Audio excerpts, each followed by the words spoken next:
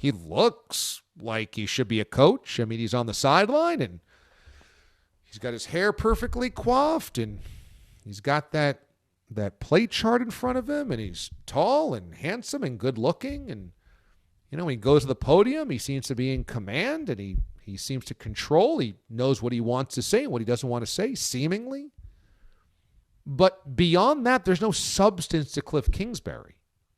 What's the most memorable image of Kingsbury's 4 years as a head coach of the NFL?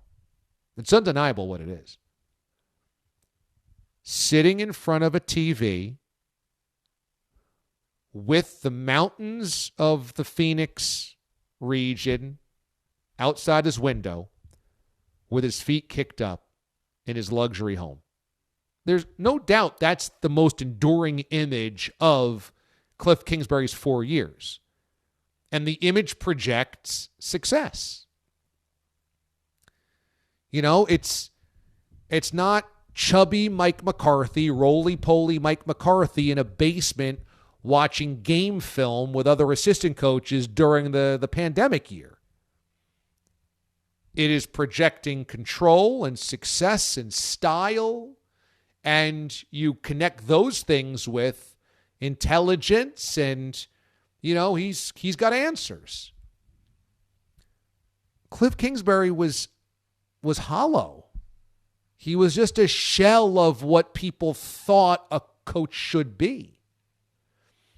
I mean, the most damning thing ever was coming into this season when about 3 weeks into the year, Kliff Kingsbury criticized his own team's practice habits and mentality, saying guys weren't taking things seriously enough and our practice habits weren't good enough and guys are just not invested.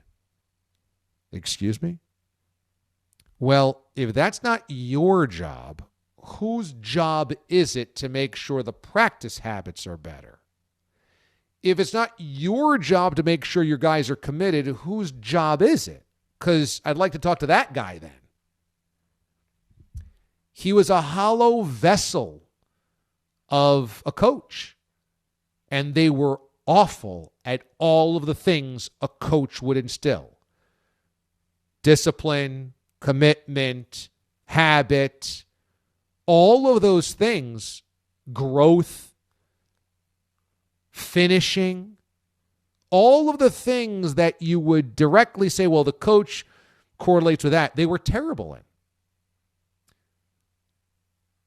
It is not hyperbole to say Kliff Kingsbury is the single most hollow vessel that ever coached in the NFL. And if he looked like Jim Tom Sula, A, he wouldn't be hired. B, he wouldn't get 4 years to prove it.